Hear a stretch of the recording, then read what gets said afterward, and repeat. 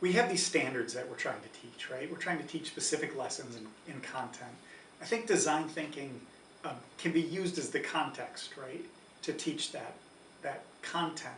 Um, but we know if we put that content in the context of something that's relatable to the students, right? I can give you an example. We teach computer science by teaching students how to do music, how to do electronic music, right? Students really get electronic music. It's what they listen to every day, right? And so if we can get them to create music that they like and learn coding while they're doing it, right? We get this deep kind of engagement where students will spend hours fixated on getting their song just right and coding, right? And they'll learn coding along the way.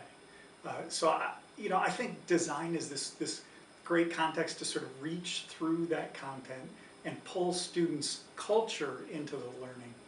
And by engaging with that culture, we can really motivate students to pull through on the content.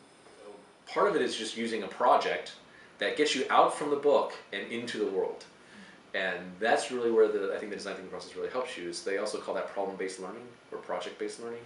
Is usually giving a student in high school a reason to engage with the community. Right? So that gives them an opportunity to understand about people, express some type of solution, try to create something that would, they think, address the solution, and then go back and test it. So again, anything, and you can do that in any class. Any class can use a design thinking approach as long as they think of it that way. And the first step really in the design thinking process is immersing oneself in the problem space. And we've had real success working with students in different kinds of classes through this immersion process. So the first thing that happens is that students start to look at the world differently. So students begin by immersing themselves in the problem. They understand the problem much more broadly. And so in response to that, they're able to come up with many, many more solutions that are very, very different and very varied. So one thing I would say that design thinking brings into the classroom is it builds students' observation skills, first and foremost, in a very, very specific and articulate way.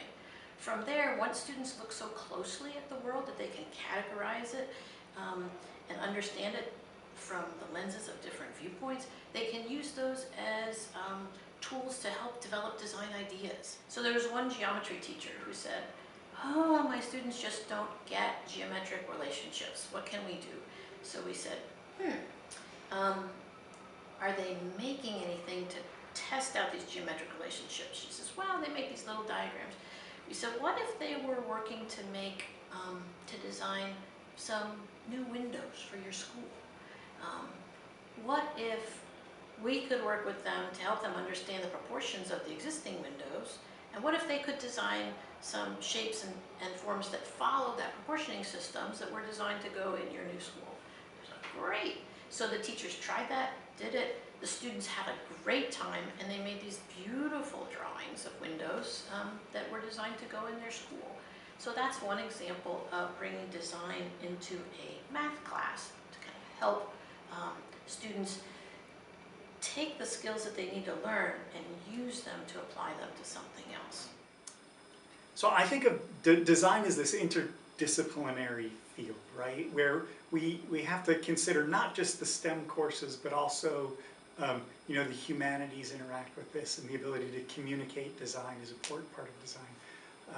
I think we can in any context that you choose, you can, so if it's a physics class, for example, you can talk about designing any number of mechanical devices or bridges and that sort of thing, right? And we can use that context to frame the lessons we learn in physics, but we can also tie that across to the math. We can tie it in with the English and be able to communicate, and with art and design, right? And so I think we can use design not only to create those links to the subject matter we're studying, but also to create that interdisciplinarity within a course or a context. Bioinspired design is really great because it requires students to look very, very closely at organisms and understand what makes an organism behave the way it does. How is it structured? And then students use that information that they understand about an organism, and they use that information to solve a problem for people. Students not only have a great project and wonderful innovative idea that grows from it, but they also understand those principles of the structure, the behavior, and the function of those organisms. So bio-inspired design is a really wonderful thing that can help many, many science classrooms.